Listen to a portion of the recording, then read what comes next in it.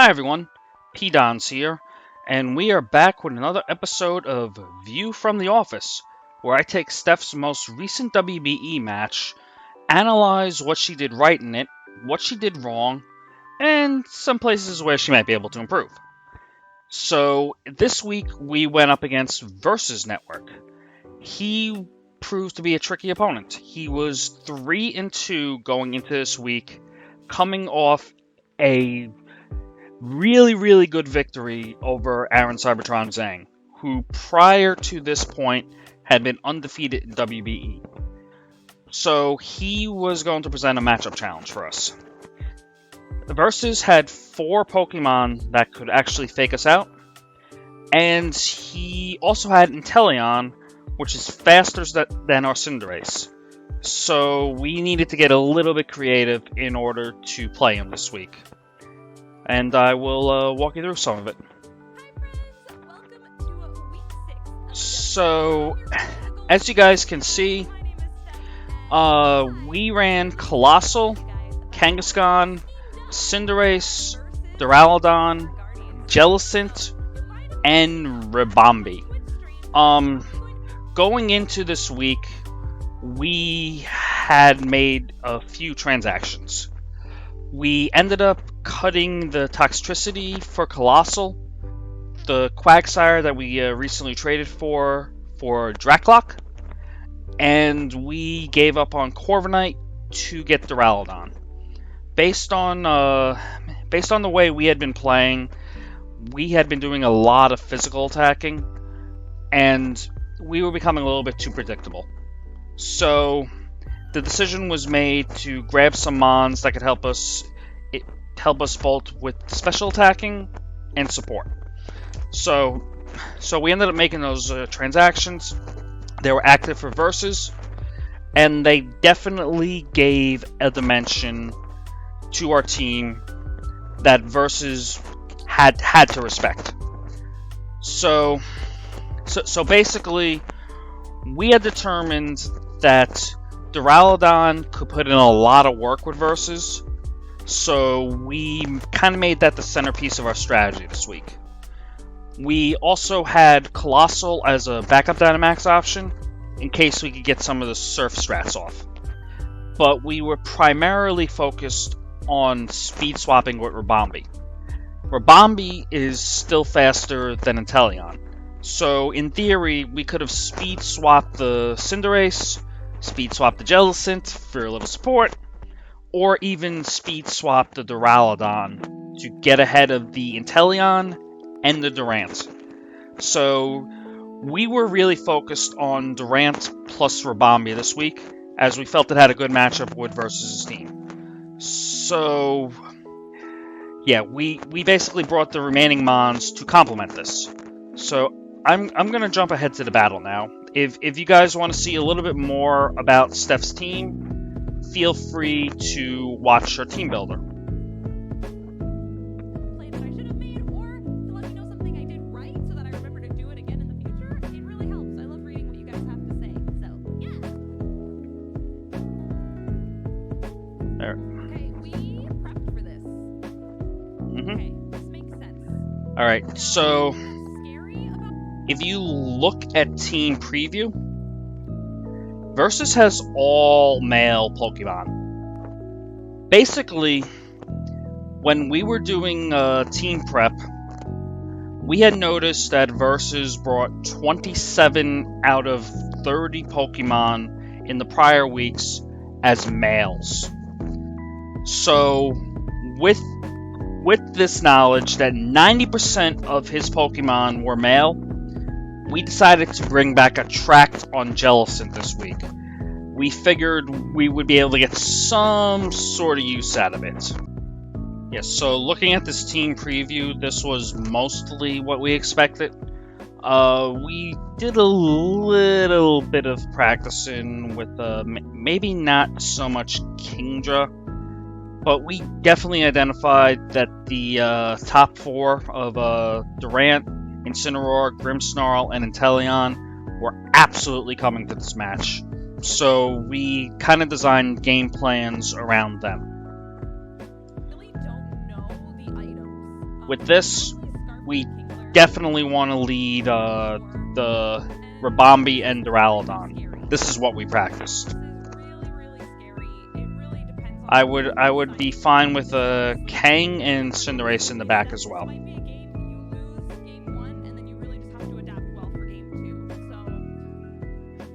Yeah, I basically told Steph while we were practicing, and that Versus had so many ways to kind of play us that it was an information game.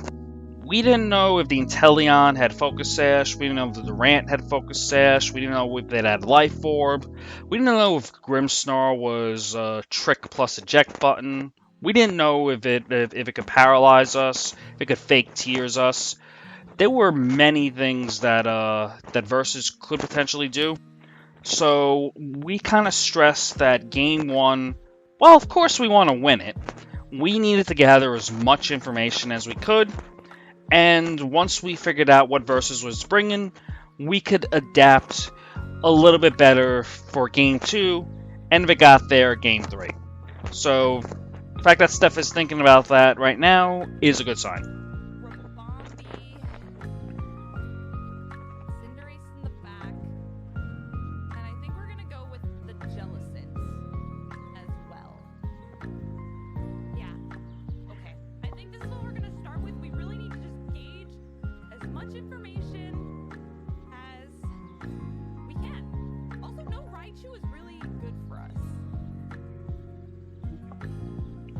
We didn't expect Raichu to really come because Duraludon can ignore Raichu's Raichu's Lightning Rod. But we were still happy to see it because Jellicent would not take as much damage.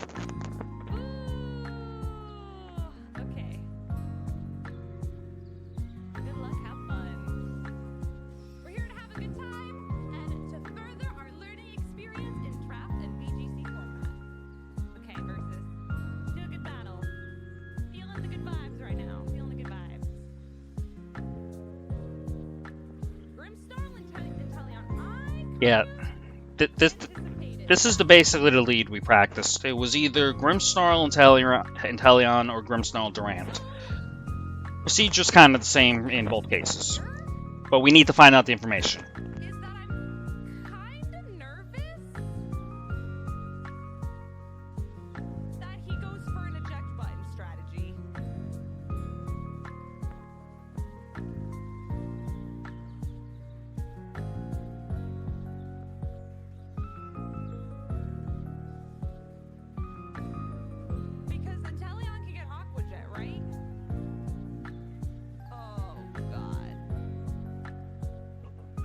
Yeah, Inteleon can get Aqua Jet, but Inteleon's also blistering fast, so either way.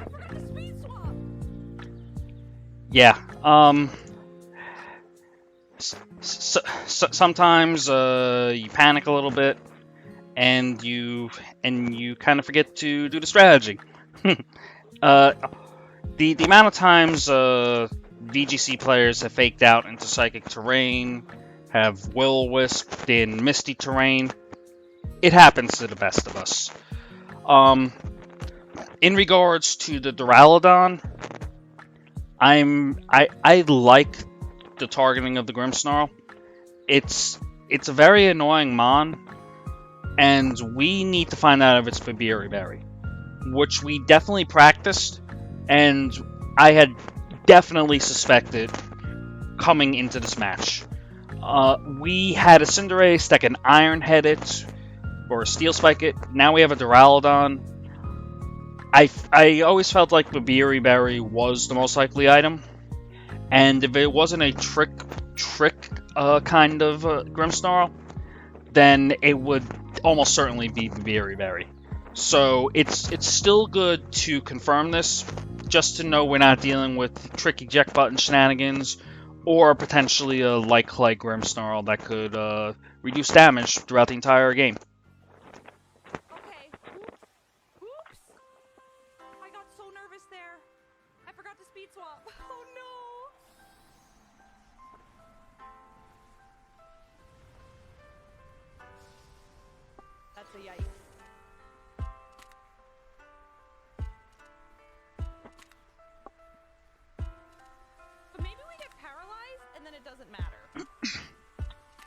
Yeah, one of God. the biggest Grimmsnarl we practiced was one with Thunderwave.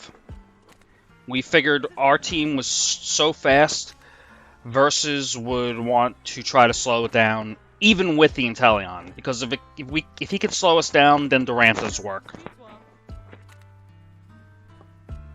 It's one of his 4 fake out users. Expect it.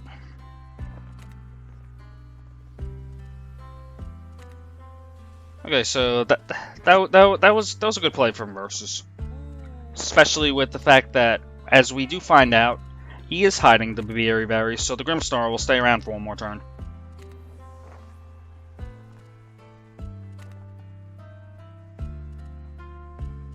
Okay. Steph taking good notes. Excellent. Grimmsnarl is the Steel Berry. Yeah, we need helping hands in order to KO that Grimmsnarl with the Berry. Life Orb Modest is not enough.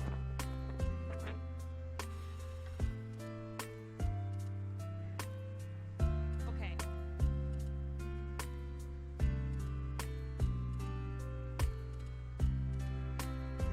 That's fine, I think. At this point, the game, it's probably hard to win. You have to assume that the Inteleon has Mud Shot, which will turn into Max Quake. But she could still potentially get around this. That I can speed swap.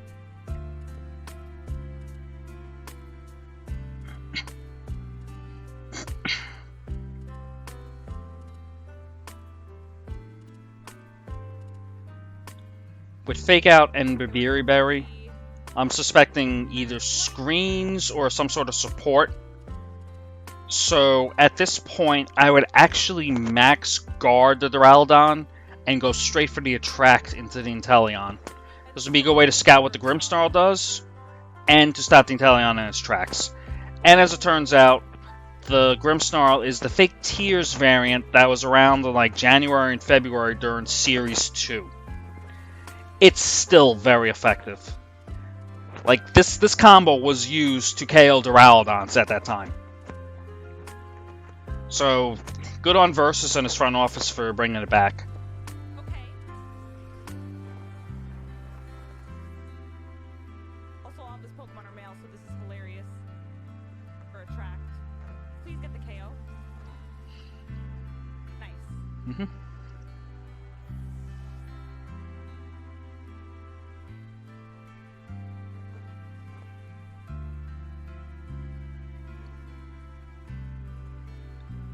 Alright, so this game is pretty much lost at this point.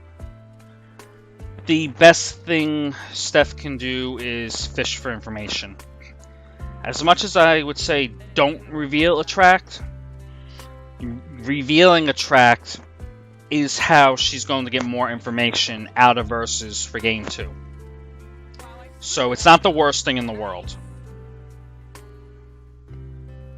But Yeah. we do give up some pretty good information there. Yeah, the White Herb tech is very good for keeping Cinderace as strong as it needs to be. Okay, we're Uh, It stops Incineroar from just straight up neutering it when it switches in, which is good. And it definitely helped in practice. Score, right? Hmm? I think we lose game 1 and we're giving up some information here, but I want to have fun. Mhm. I want to sit and have fun. Mm-hmm. That was really dumb that I didn't do the speed swap. Plus, to the That's you what I get you for give not up a doing little bit of information and force Versus to give up more information. So, Attract is fine here.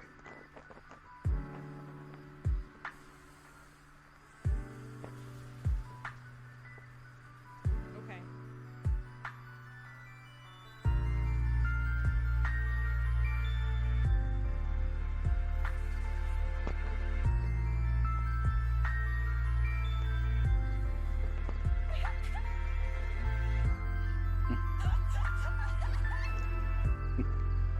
Steph laughing at attracting Mons is never gonna get old. Oh my God. I love it. We got a jelly and a dream, boys.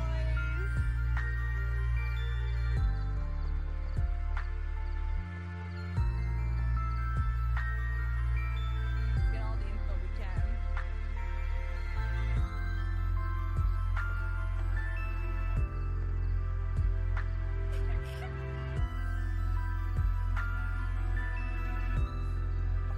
Alright, so she was able to find out that the fourth Pokemon was Machamp, that the Incineroar is a support variant, most likely.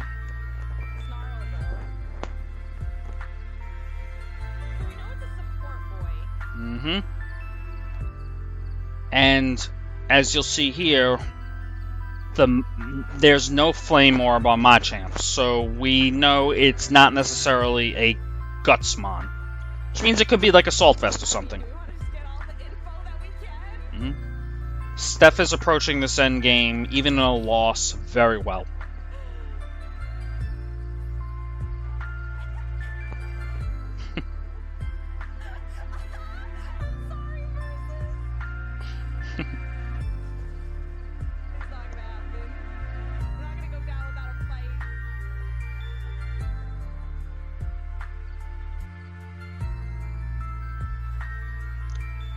You know what? The Machamp is doing some physical damage.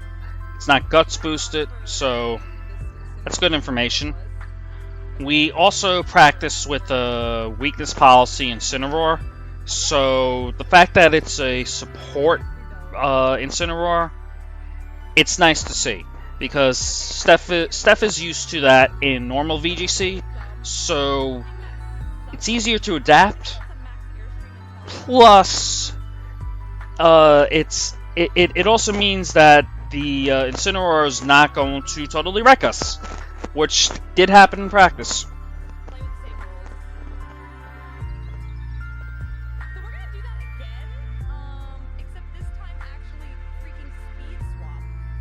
Yes, Steph. Please speed swap. I would bring the same 4.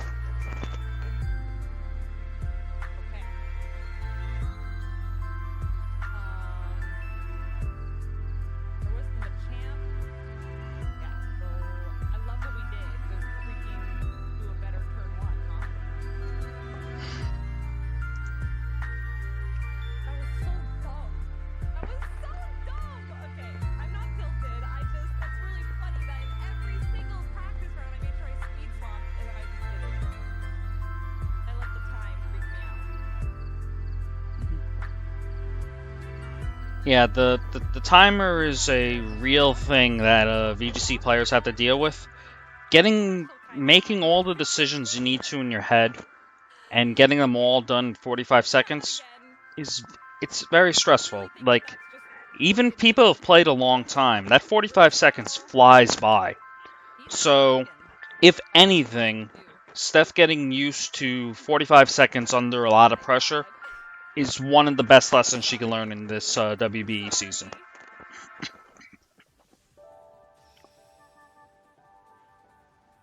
Okay, we're gonna do that one more time. I literally threw that game. Perfect. Alright, same lead. Alright. So now, you know what we're gonna do? Alright, so we calced it.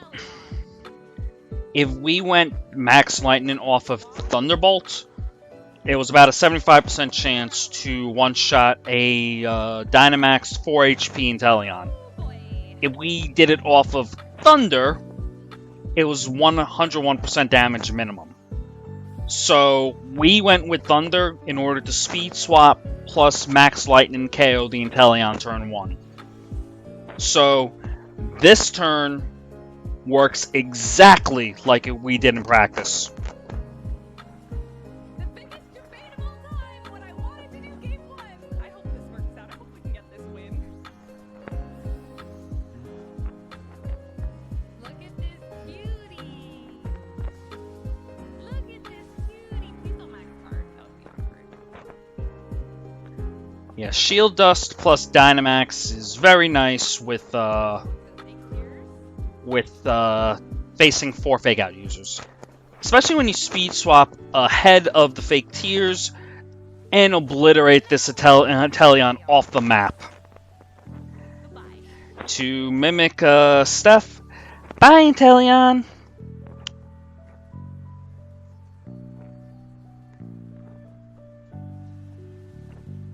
Yeah, that's exactly what we practice. It's beautiful.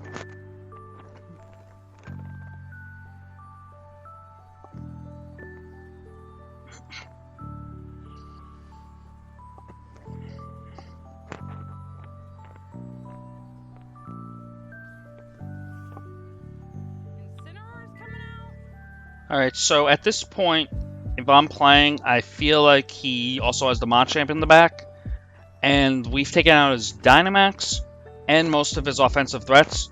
So we just have to play a cautious game and make sure we don't overexpose ourselves, and we should win this game too. Do we want to max Wormwind or max Steel Spike into Grimmsnarl? Helping Hand. Duraludon. This was a good play. Even with the Grimmsnarl, like, you obviously want to attack it with a steel type attack, but even with that Grimmsnarl, He survived with the berry. if Versus decided to save the Grimmsnarl Nope. and bring in the Machamp, it's still doing a lot of damage, a helping hand max Steel Spike. So attacking that slot and ignoring the Incineroar was the right play there.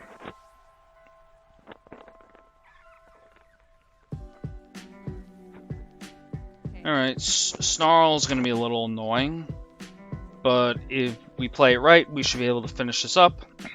Shield Dust is also coming in handy there because it's not dropping Rabombi's special attack, and that's significant because Machamp can take a Moonblast to the face.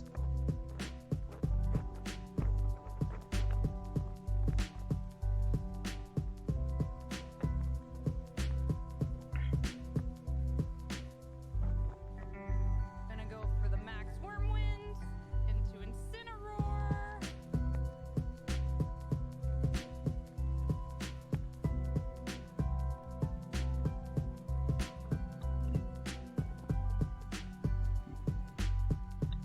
Given the information, the limited information she got about the Machamp from Game 1, I probably would have gone Max Wormwind and Moonblast into the Machamp, because I suspect it wouldn't be able to protect, and your back can potentially finish this game off, especially with Cinderace high jump kicking things on a support set Incineroar.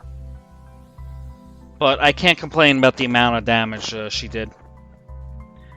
The only thing I would be concerned about is no guard dynamic punch at this point, which is why I would more so go into the Machamp than the Incineroar.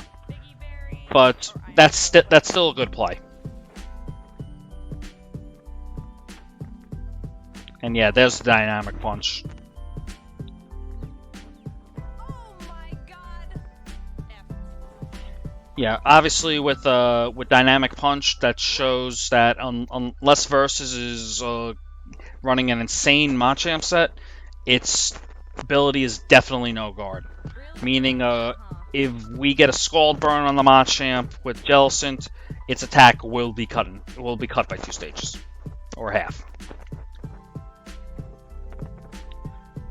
All right, so at this point, high jump kick will definitely KO Incineroar. So just do as much damage to the Machamp as you can. Bullet punch.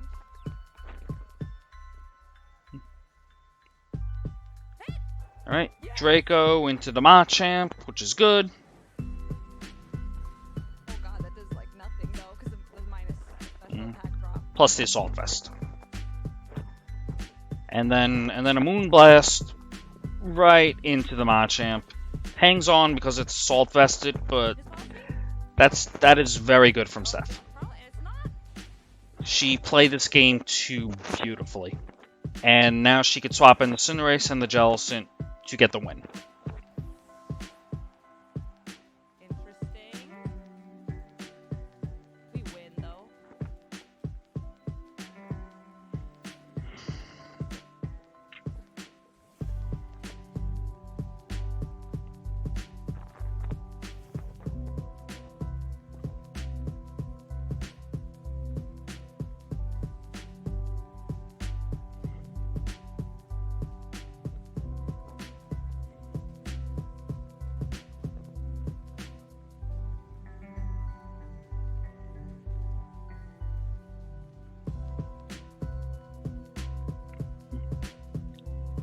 She doesn't even need to Sucker Punch the Machamp, but I can understand it. You don't want to be a Steel type and eat a Burning Jealousy, so that is a good play. As it turns out, the Jellicent and the Incineroar are speed tie in this set, so that's an interesting interaction. But yeah, she's just cleaning up this game, and on the next turn, she's gonna take her second win of the season. Well, second game win of the season. We're still, at this point, we're still looking for our first match win.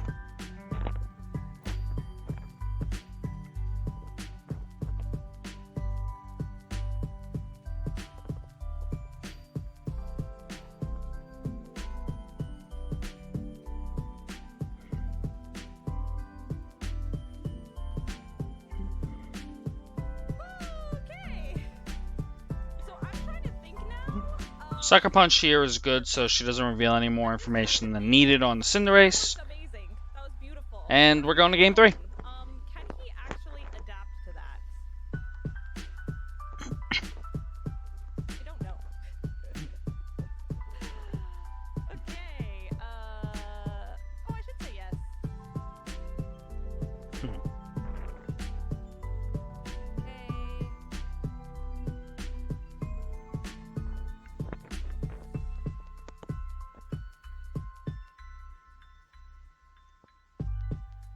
Because here's the thing, that worked amazing. What combo does he have?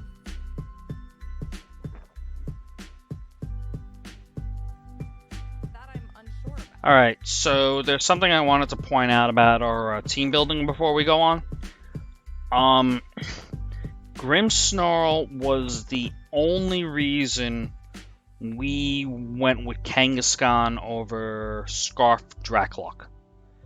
We were worried a lot about Thunder Wave crippling something like Colossal, crippling Duraludon, crippling Cinderace. So we got a Safeguard user and someone who can activate the Surf combo. Obviously, Trick and Eject button was also a thing. Had we known that he was running Fake Tears Grimmsnarl, this is where I would have broken out Scarf Dracloak plus Colossal and probably just swept him.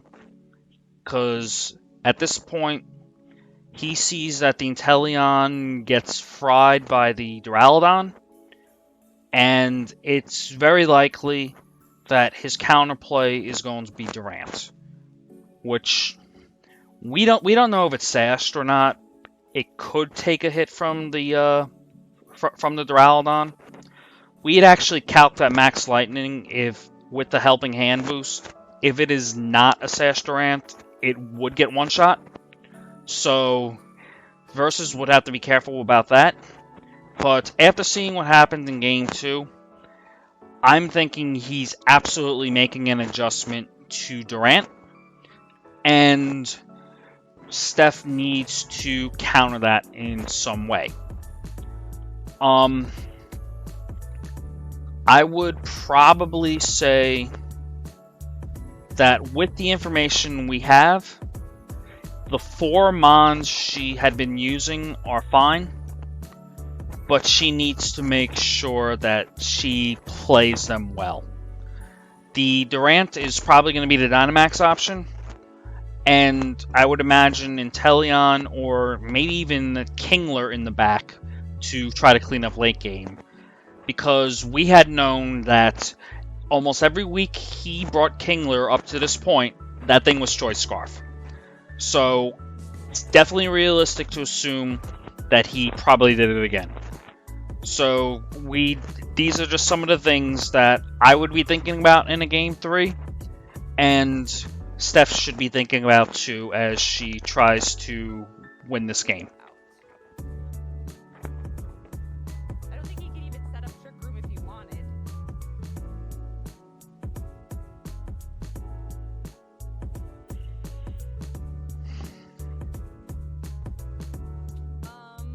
Wow, that was really good. Like, paralyzing? Did he bring? We didn't see Thunder Wave.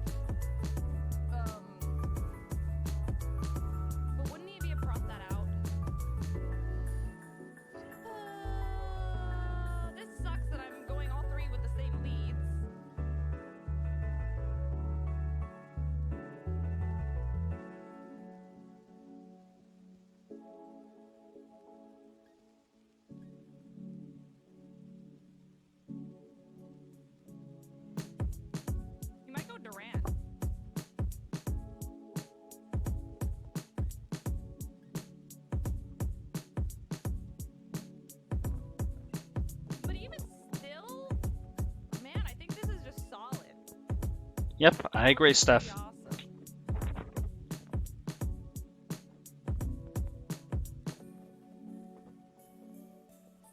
Yeah, it's tough, right? I wish I did that game once so that I didn't have to stress right now about game 2. I put the stress on myself by literally not speed swapping. But I'm not tilted, I'm verbalizing it so that I can learn and improve for next time. That was literally just me not paying attention. Okay, Durant and Kingler.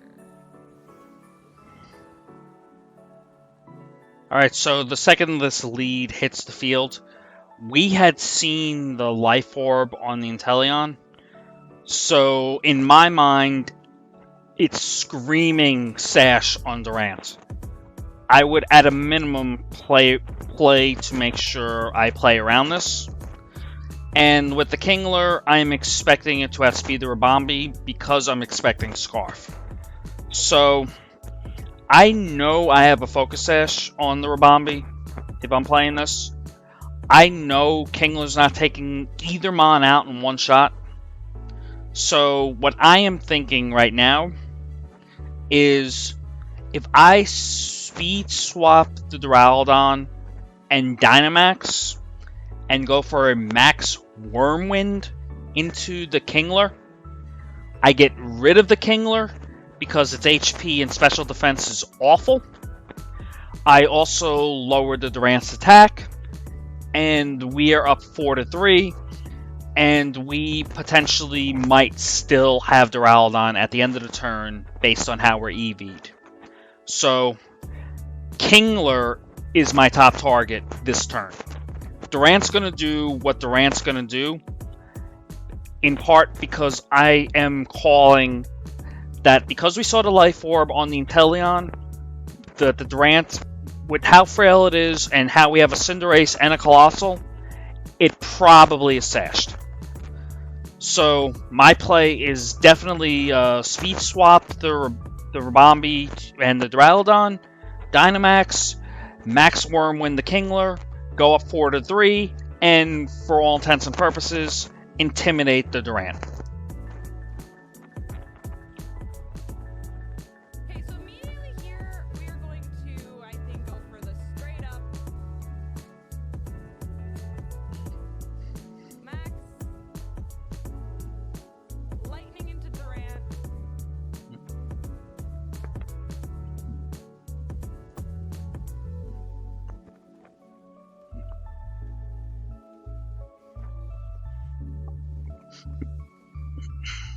Helping hand.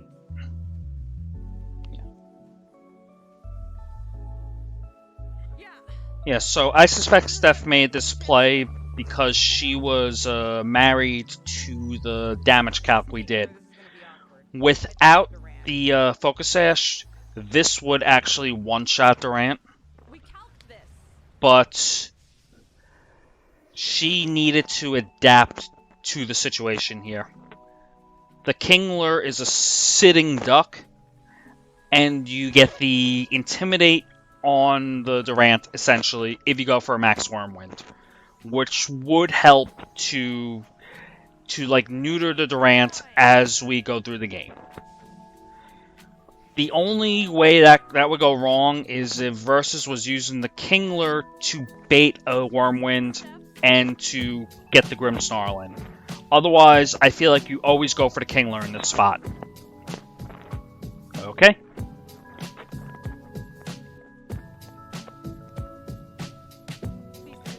And there's the Max Quake.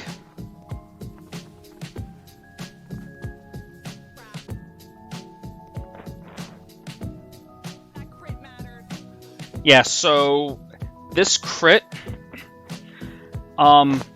if Versus was running a Jolly Durant, it actually would have mattered significantly. We would have been alive with, I think, 6 or so HP.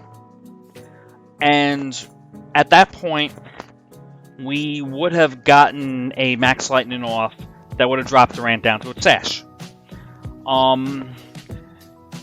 At that point, the Kingler would be locked into Superpower. at -1, and the Ribombee would be outspeeding the Durant and able to hit it with a Moonblast to finish it. So, in that regard, the crit was unfortunate. As it turns out, though, Versus was running a Adamant Durant, so we did the calcs, and 9 out of 16 rolls, Steph would normally survive with that Max Quake. So 7 out of 16 times, Versus would KO with that Max Quake.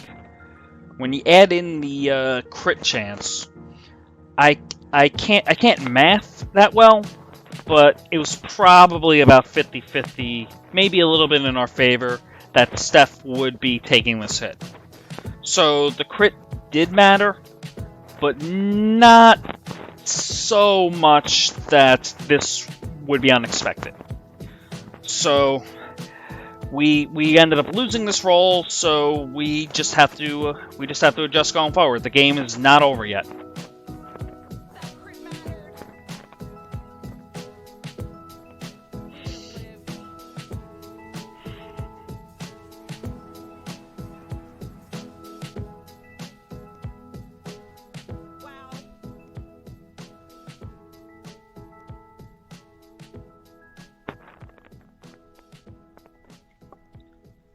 This is fine, though.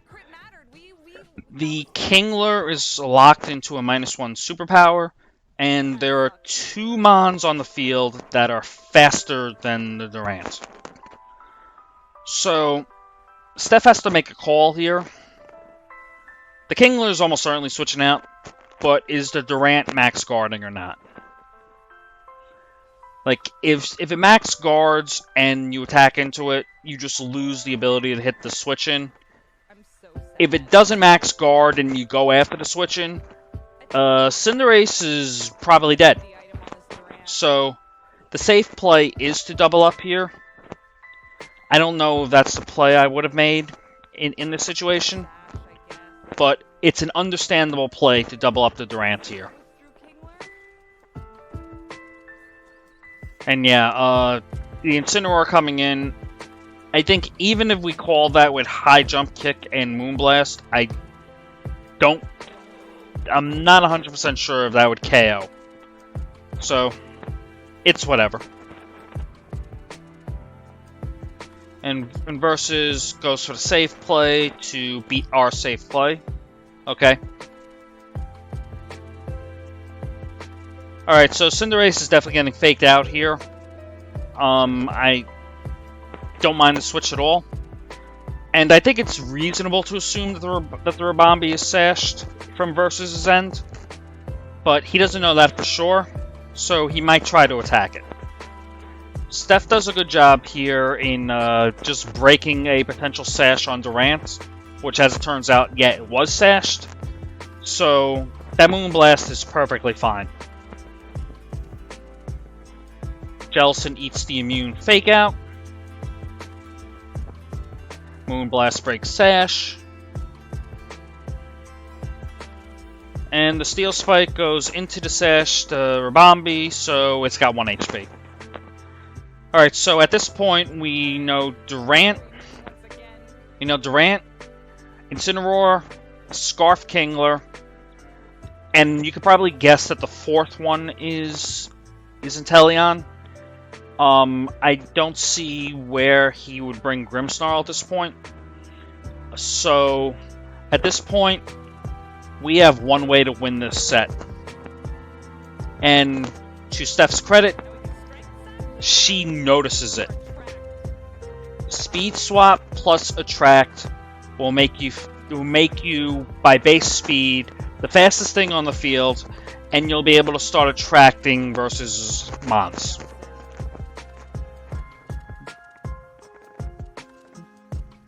And on a side note, thank God Versus has ran almost exclusively male Pokemon this year.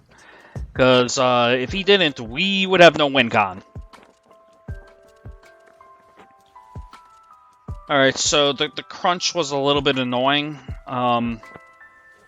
It's not the move I expected from the Durant.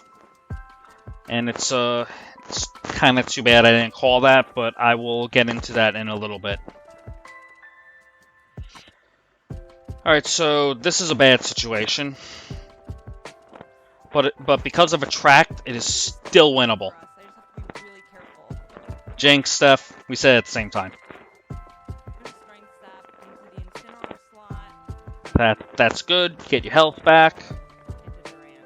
And that's also good because the Sash is broken and the Cinderace is faster than the Durant. You'll be able to take out the Durant, or whatever comes in will take a Pyro Ball to the face and it will hurt.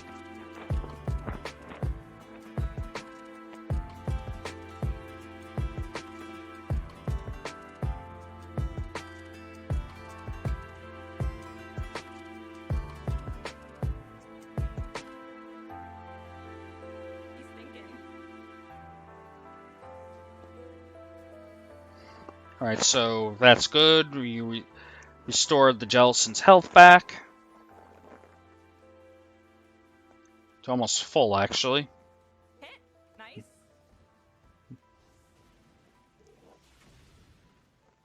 Okay. As it turns out, I wish we got a little bit more on that Jellicent. Yeah, there goes the parting shot. Right target. Smart. Alright, so we're a 4 attacking move Cinderace, so we don't have Protect. So Intimidate. he is going to bring in one of his sweepers and then bring in the Incineroar, fake out the Cinderace, and try to kill it. Our only out here is Attract.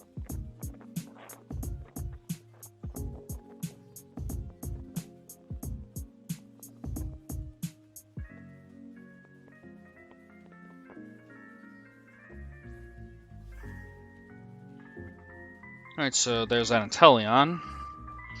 So now we know versus 4 Mons. Oh, we don't win now. There's no way. Okay, so Cost me the game. Steph is definitely attracting the Inteleon here. If she doesn't, she loses. Simple as that. Time for meme strats, boys. And you go for the high. You know what? Yeah, you go for the high jump kick into the Inteleon in case in case versus misplays this turn. Bad, man. But Sucker Punch is also acceptable. You can change into a Dark type. Really, Cinderace isn't doing much this turn. You just want to put it in a position where if versus misplays, you can do damage to it. But he doesn't. He goes for the goes for the fake out, and our entire game comes down to whether or not the Inteleon can attack the Cinderace. So we're able to get around that, luckily. We really out here. Yeah, you definitely attract the Incineroar here. And I think it's important to become a Dark type and Sucker Punch the Inteleon. Oh, boy. There's the Attract on the Incineroar.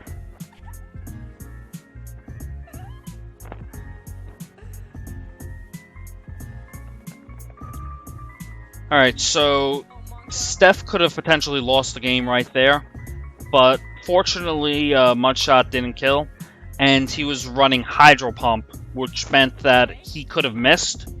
So Versus was probably just thinking about getting the damage off and KOing the Cinderace. Fortunately, he was unable to do so, and as a fighting type, we take the Snarl.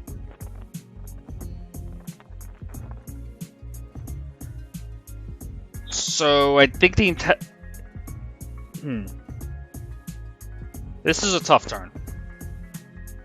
I think it's justifiable to double up into the Inteleon here with Sucker Punch and Shadow Ball. But Sucker Punch and High Jump Kick into the Incineroar is also fine if you're risking it. Because Cinderace only has 13 HP left. it's not going to be lasting much longer, and the Kingler can come in and KO it later. So this is Steph's only chance to get the high jump kick off.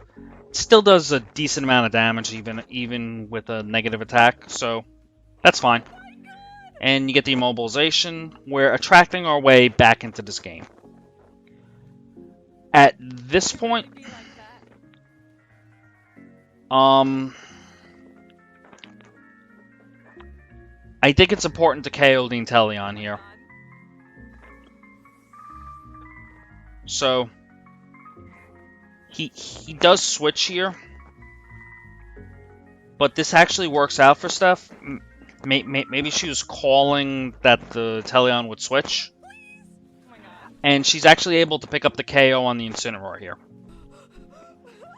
So she's just about attracted her way back into this game.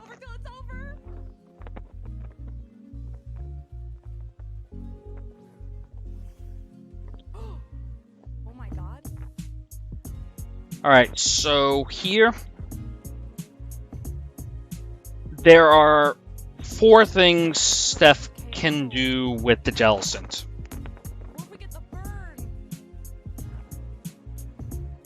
Sucker Punch from Cinderace absolutely, positively, 100% KOs this Inteleon. So she has to do that, which she does. But there are 4 things she could do with the Jellicent here.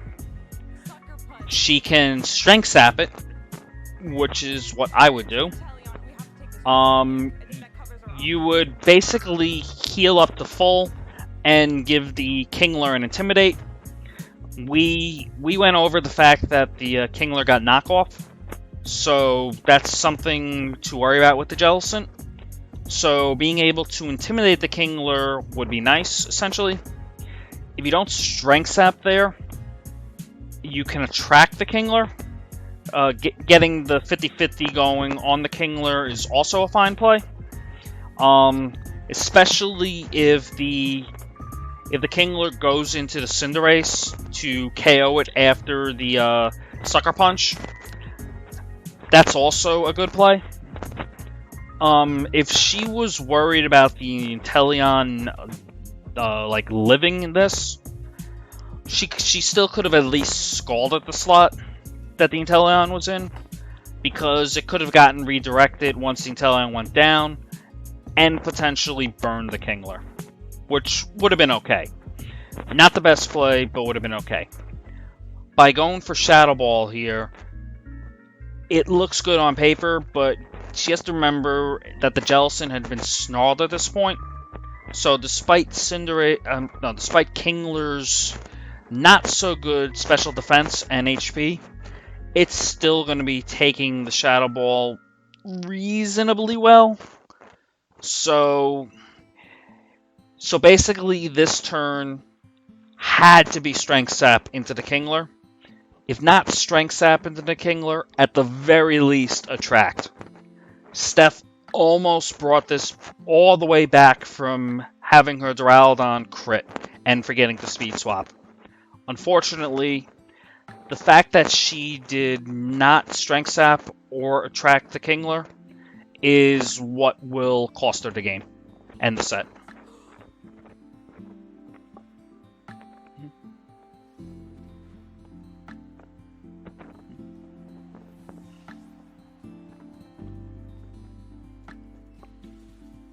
Yeah, I want to point out too the Wakan Berry.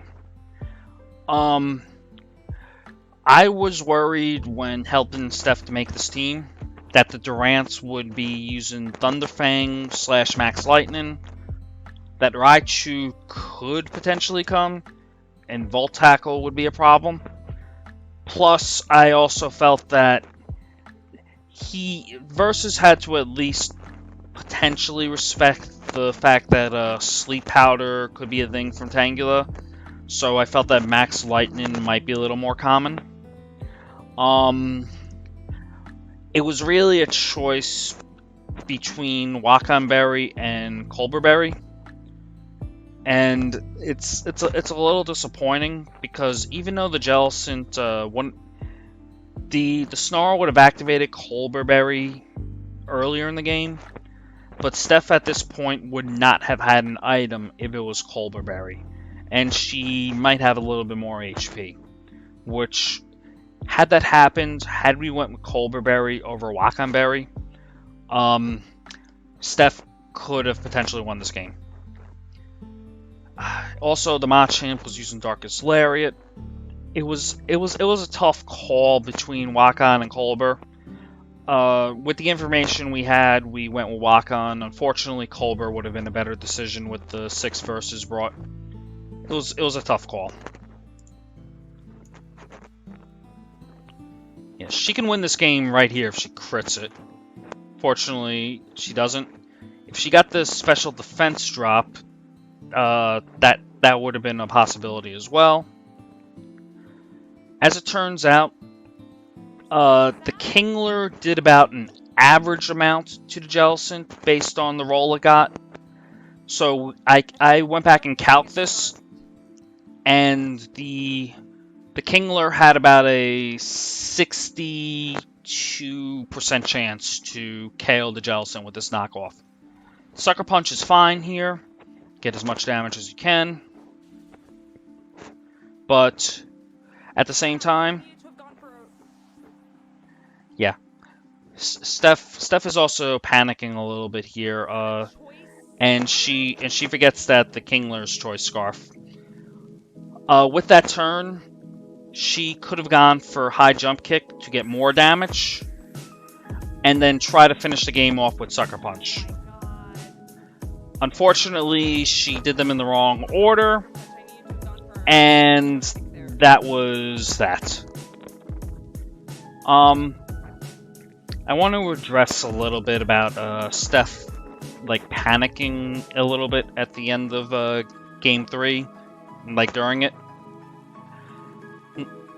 When you're playing high-level VGC, regional level, potentially international level, even Worlds, things aren't always going to go as planned. And the ability to perform under pressure is a very significant skill to acquire. And I will be completely honest, I have not even acquired that skill yet. The people who win, like, Worlds and stuff, and who are able to perform very well, they're able to basically think about everything in the 45 seconds, assess the game state properly, and think about maybe like 3 or 4 turns ahead, and be able to plot out their entire strategies. If they get crit, it happens. Now, obviously with Steph, she's played this game only since January. People like me have been at it for years. This is not something that's going to be learned overnight. This is something even I am still trying to deal with. Like, San Diego Regionals in December of last year, I was against Colin Heyer, and I took it to a Game 3 in the last round of Swiss, and I was incredibly nervous to the point where I could barely think straight. Had I lost that Game 3, I was leaving with 0 CP. A month later, the huge Dallas Regional that got like 500 something people. It was round 10. I was 5-4, and I was playing Matthew Greaves, Pickle Sword. He is definitely a good player. He's qualified for Worlds, I think, multiple times. And at the end of a very long day, he's not someone you want to sit across from with championship points on the line. Both sets, if I had lost that game, I would have gotten no CP for that tournament, and that tournament, for all intents and purposes, would have been like 10 hours of just wasted time. I was able to basically clear my head and kick myself into another gear, just enough to be able to eke out wins against Colin in San Diego. I think there's a little bit of luck involved on my side, so, I mean, you definitely take that, even though you feel bad for your opponent. And I was also able to bring it back against Pickle Sword, who I know took game 1 for me. So, it's not a skill that's learned overnight. It's something that Steph will be able to take the next step when she's able to not so much perfect this, but practice it. This is why WBE is very good for her. With the live circuit paused, she doesn't get any premier challenges or mid-season showdowns in order to practice this skill in the Toronto area, which is a very solid region.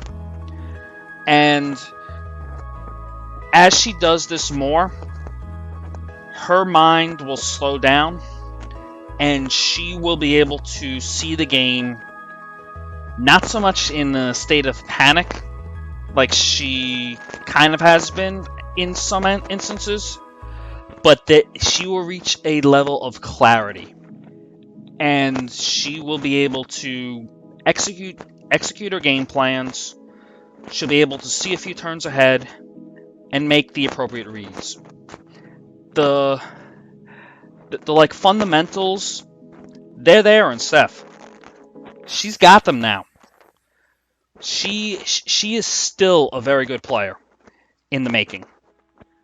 She just needs to take this next step, and throughout the remaining 4 weeks of WBE, I will help her do that as much as I can. Hopefully she'll also be able to enter some other tournaments, like the Players' Cup 2, maybe if another women's tournament pops up, or, I don't know, maybe even some Mount Silver friendlies. But, yeah, from January to now, Steph's improvement has been dramatic. She has many of the fundamentals down. The next part is the part where it's easy to say, it's easy to observe, but it's hard to master. And that's the mental part of this game. That it's basically, if you get haxed out, keeping your cool and figuring out what my win con is. When she gets good at doing that, she's going to take the next step. And I know she has it in her, and I know she's going to do it. Well, that'll be it for this match. Next week, we have a very tough one against Jack from Nerd Out. But I am definitely looking forward to seeing how Steph plays that one against one of the prohibitive favorites of WBE this year. And I will definitely be analyzing it, win, lose, or draw. So with that, this is P-Dons, and I will see you guys later.